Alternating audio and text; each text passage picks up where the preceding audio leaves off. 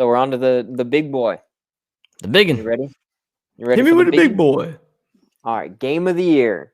Here we go. The nominees are Deathloop, It Takes Two, Metroid Dread, Psychonauts 2, Ratchet and Clank Rift Apart, and Resident Evil Village. How do you feel? I would like to see Ratchet and Clank win it. They're my personal pick. Really? It's gonna go to Deathloop. Okay. You say it with such confidence. Deathloop is, out of everything on there, if we're talking game of the year, it's the most critically acclaimed game in that list, right? And it has been especially considering where the game launched, and it was to a point where it was overbearing to the buildup because it was mentioned in every fucking state of play, and then had its own state of play, and it was constant coming. Like there was just constant talk about it. It was nonstop. You were beaten over the head with it. And then it came out, and it's like, I don't mind that. This is a solid fucking game in every aspect it does. Yeah. Arcane Studio, and it's not, I think another big thing it has going for it is that it's a new IP. Yeah. It is not a sequel, right? It's not a Ratchet and Clank. It's not Resident Evil. It's not Metroid. This is a brand new fucking IP. And it's hanging out there with the best of them.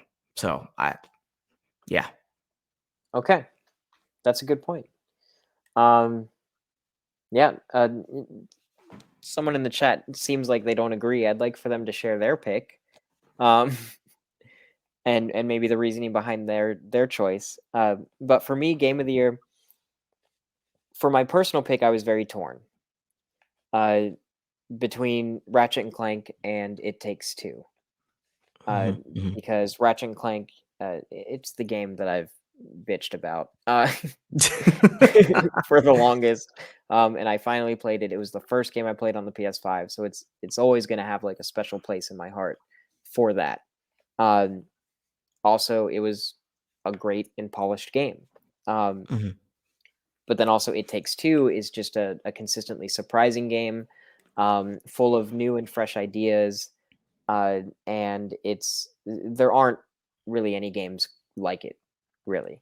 And so I was kind of torn between those two for my personal. I couldn't choose between them. However, the one that I predict to win,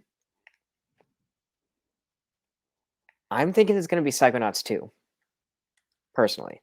Interesting. Yeah, I think that it achieves everything that it needed to achieve as a sequel. It looks beautiful. It plays well. It's fun and funny. It's charming. It also has matured quite a lot as a game. Now, granted, it's been a long time since the first Psychonauts, but also it's been a long time since the first Psychonauts. So there's a lot of growth that Double Fine has done as a studio, and as developers over there. And I think consistently across the board, I don't think a single person is disappointed in Psychonauts 2, from what I've heard. So I think it's kind of the surprise game. Like, not that anyone thought that it would be bad, but it still managed to live up to expectations after so long. And for a game that means so much to so many people, I think that's a big statement, I guess. But yeah, so there we have it. All right.